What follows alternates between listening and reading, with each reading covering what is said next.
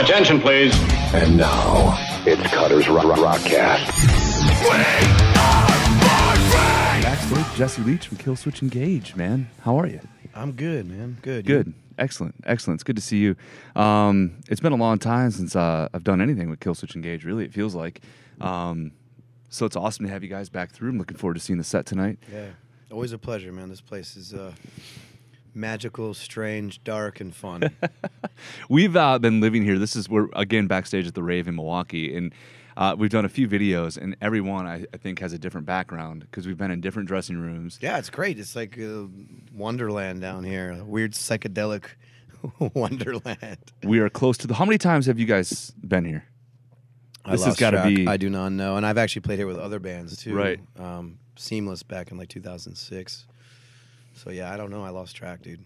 A lot. A lot of times. I had that exact same conversation with Lejean from Seven Dust the other day. Oh, yes. And he's like, it's been like 22 or 23 times. Oh, yeah, those guys are touring maniacs, man. It's insane, but the history in this room and the history in this building is pretty intense. In fact, if you go, like, where are we right now? So that way, I think, is the pool. Oh, yeah, the infamous pool. The infamous pool with all the signatures. I usually do my vocal warm-ups in there. Do you really? When it's unlocked, yeah. I love it. The acoustics are great in there. They are, man. They are. But, yeah, so it's good to have Killswitch Engage back touring, man. It's good to have you guys around again. And this tour, it's been a couple years since a record, so I got to imagine there's one on the way. Yeah, it's in the chamber, man. Last we heard, August, it'll be out. Okay. Yeah, Metal Blade Records. Stoked. How is that nerve-wracking going to a new label? No, it's great. It's liberating. It's nice to change it up. And Metal Blade are like diehard. Like everyone that works there is a diehard metalhead. There's no half-stepping. There's no guy that kind of dabbles with the music, and there's none of that. They're all metalheads, so it's perfect. Yeah, you're not getting it's refreshing. You're not getting the promo department that has pop records too. Exactly. Yeah, there's not that crossover of you got to deal with the major label that like has a different agenda. It's like Metal Blade. The buck stops at Brian Slagle, who is a full-on metalhead. Yeah, he is. You can follow him on Instagram or Twitter, and just every post is genuine. It's just, here's this metal thing. Here's this thing from 1982. Here's the Metallica tape. And what's nuts is he doesn't sign crazy. things he doesn't like. So that's super flattering. The fact that like he actually likes us, which is like, wow, okay, cool. He doesn't just because a record label signs you doesn't mean everyone's a fan. So that's very true. Did you guys have that moment with Brian? Like, oh my God, it's Brian Slagle. Yeah, I mean, the first time I met him, I honestly didn't know. I mean, I've seen him in documentaries, but yeah, I kind of freaked out. And now he's just like a friend, so I can't freak out. But he's still a legend. Oh yeah, absolutely. But he's like the most. He won't let you freak out. He's just so mild mannered and chill. So what's is there a time frame? We don't know exact date. We're hopefully gonna get the exact date this week because we're trying to do press for it and stuff. Right. But yeah, there was a lot of sets. Yeah, you're on tour. People are going to start asking. Exactly. Like me. But there was some setbacks. I had to have vocal surgery. I had a little bit of writer's block. Oh shit. Going through a bit of a divorce right now. So like, oh man, my life has been kind of screwed up. But it all helped fuel the fire. So hopefully August, you guys can hear the behemoth. Wait, behemoth or Killswitch? Yeah, I'm using poetic words. I know. Sorry to hear about your divorce, man. I'm not. That is the right answer. That is the correct answer. I am not. Moving on. Absolutely. Let's talk. I'm going to get a little bit serious because part of the reason I wanted to have this conversation is we as a radio station locally, Razor 94.7, 104.7 at Razor, Wisconsin, we have really in the last few years taken this stand, I guess you could say. It's hard to talk about because I don't want it to be cringy, but with mental health and May. I don't think there's anything cringeworthy about and May that. is Mental Health Awareness Month. I know it still feels, even for me. And we do all these things. We have all these conversations. We have open Ask Me Anythings. And we have, talking about our own stories. Talking, last year we had a great conversation with the guys in Beartooth about it. This year it's talking to you and various other bands and other people in the community. It's still hard to talk about. But you, yourself, Jesse, it seems like you've really kind of taken the ball and ran with it. Yeah, I feel like it's kind of a responsibility, but it's something I deal with on a regular basis, and personally, from talking about it, has helped me so much. So I feel like that's the least I can do is keep that conversation going, even if it's exhausting at times, even if it's, hard to do, because there are days out here when the last thing in the world I want to do is talk to somebody. I want to stay in my bunk and just sleep away the day. Everybody who deals with, certain mental illnesses knows what that's like. But to me, that just is fuel to my fire. I think my life was saved by being able to talk about this kind of stuff. So I feel like if anything I do could help anyone in that way, whether, it's just letting people know that they're not alone in this, why would I not do that? It's something that's near and dear to my heart. So it's become sort of a passion of sorts, something I feel like I have to do. Are you actively or currently, working with any kind of foundations or? Yeah, I'm working with a couple of them. The one that I'm really interested in, my friend Johnny Boucher has Hope for the Day out of Chicago. Okay. Great foundation. He's traveled around. He's toured with the Warped Tour. He gets on stage and talks about it, and the hashtag is "It's okay not to be okay." And also U Rock Foundation.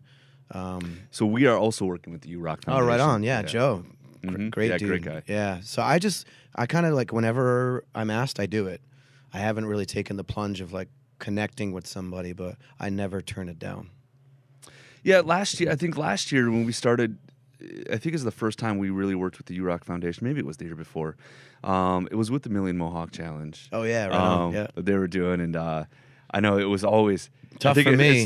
Yeah, right. I think as soon as we started talking about it, it was Jesse Leach from Killswitch. Jesse Leach from Killswitch. Yeah. I'm like, yeah, and here's your videos and Instagram posts, and it's obviously, kind of being all in.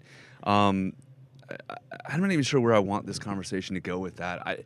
It was just a matter of, you've been doing so much, and again, it's hard to talk about. What would you say to somebody, I guess, who is sort of like I am right now, stumbling over my words? Continue to stumble, man. Yeah. Any way you can to just let people know that you need help. The conversation is so important, and that feeling again of you're not alone, that is so important, because I think one of the biggest causes of suicide is feeling alone, feeling like people won't understand, and there's always somebody out there, and there's somebody out there who probably has even worse than you do that can really drop some knowledge on you and change your whole entire perspective. And that's happened to me a few times, and it continues to be something I struggle with. It's not going away. But that doesn't mean you don't continue to talk about it and continue to push through that uncomfortableness that you may feel or that awkwardness. And that's it for me. It's just the only alternative to that is you take yourself out, honestly, man. And I have friends who have done it. And it kills me because they know I'm there from them. But, you have to sort of own it within yourself. You have to learn tools to know how to ask for help, and not everybody has that. So getting therapy is really good. Taking the right pills or whatever gets you through, whether it's medical marijuana or whatever the case may be. I'm an advocate for any of that stuff, whatever gets the job done and helps you feel like you're getting help and you're less alone. There seems to be such a stigma, not even just with mental health, but over the medications as well. So I guess really the importance of the correct doctor, right? I mean, would have trial and error too. Unfortunately, yeah. I got family members who have had to switch 6-7 times, and once you get it right, it's worth it. But the journey to get there is tough. Prescription medications hit or miss for me. I prefer more of the natural stuff, but some people really need it. Yeah. So everybody's different, but yeah, getting in front of the right doctor for sure. I've gone to see holistic doctors, more of a natural path type thing, because there are things in nature that can help balance you out. I mean, where do you think modern medicine comes from? The rainforest, ancient Chinese medicine. So I've taken it upon myself to try to get rid of all the chemicals and do it a more natural way through the use of psilocybin and medical marijuana. But unfortunately, those things aren't legal everywhere because we live in a puritanical society. So there's that. How do you really feel? No, but you're right. You're absolutely right. Don't get me started, dude. I'll tell you exactly how I feel. Maybe I want to get you started. But you're absolutely right. Those options are not available to everybody, even though they probably should be. Yeah, changed my life. Changed my life. Yeah. Holistic. Speak on that a little bit for those who don't know what that is. Yeah, holistic is basically like instead of just throwing a medication at a problem, you get to the root of the problem. Like, why is this happening? Why are you getting sick? Why do you have this disorder in your brain? So you go back to find what your trigger points are and how do you deal with those trigger points. And a lot of that is therapy. A lot of that is talking. Sometimes people have suppressed memories. It comes from a really dark, deep place, and you need to be unafraid to go there because all the symptoms that you carry, everything you carry with you comes from something. And a lot of modern doctors will say, all right, you're manic depressive. Here's a pill. Boom. Take it. Be on your way. Where a holistic doctor will talk to you about meditation, talk to you about therapy, speaking, talk to you about maybe artistic or creativity, helping with your therapy, painting, writing. It's really about exercising and pulling out all the elements to get to the root of what your issue is instead of just throwing a Band-Aid over a gaping wound, like seeing how you can suture it up slowly and help it heal. Interesting. There was a statistic, and I don't remember what website posted it, probably all of them, about how musicians, and those with the creative brain, 73% of musicians or something like that. I don't know if you saw this statistic that 73% of musicians have some sort of mental health disability. Or that's or where creativity comes from. Is the broken brain. And I'm proud of that part of me. I hate it. It drives me nuts. But if it wasn't for that, I wouldn't be who I am. I have a song about it on the new record, actually, about being broken and how it's not a bad thing. I don't think it's a bad thing. And the word broken, I use that loosely because society sees it as broken. But I would much rather be who I am and be creative than someone who's okay with, sitting at a desk all day and listening to a boss and like being a cog in the machine. I'm so okay with being slightly broken or fully broken and being a creative type. Yeah, that's my muse. My mental illness is my muse sometimes. I'll wake up feeling the weight of the world and I won't know why. And I'll write this song or I'll write this sentence and I'm like, wow, where did that come from?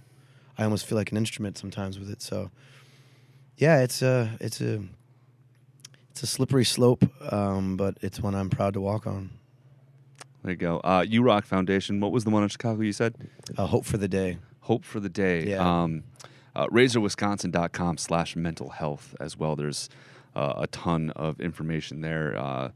There's conversations like this one. There's obviously resources. All of the stuff that Disturbed is doing, stuff that Sully from Godsmack's doing, Jesse, and so on. So RazorWisconsin.com/mental health. Is there anything else you'd want to say about that with an opportunity to say something? I can't overstate this enough. Anyone listening out there, you are not alone. Don't think you are. Your situation may be unique to you, but there are people who are willing to listen, who are willing to try to understand, and people who probably do understand.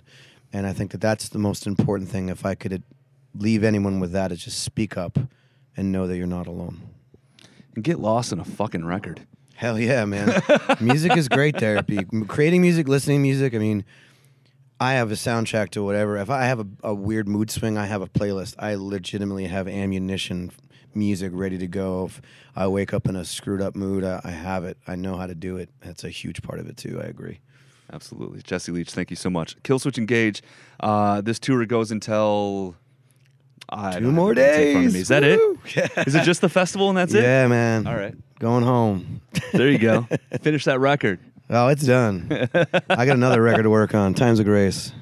Ah, there you go. Yeah. Hey, P.S. Those 2 Seamless records, I loved. Oh, thanks, loved man. Those You're 2 the guy Seamless that bought records. that record, huh? I did. I bought both of them with my money, not even promo copies. Back in the day, I had one of those man. too, but all right, hell yeah.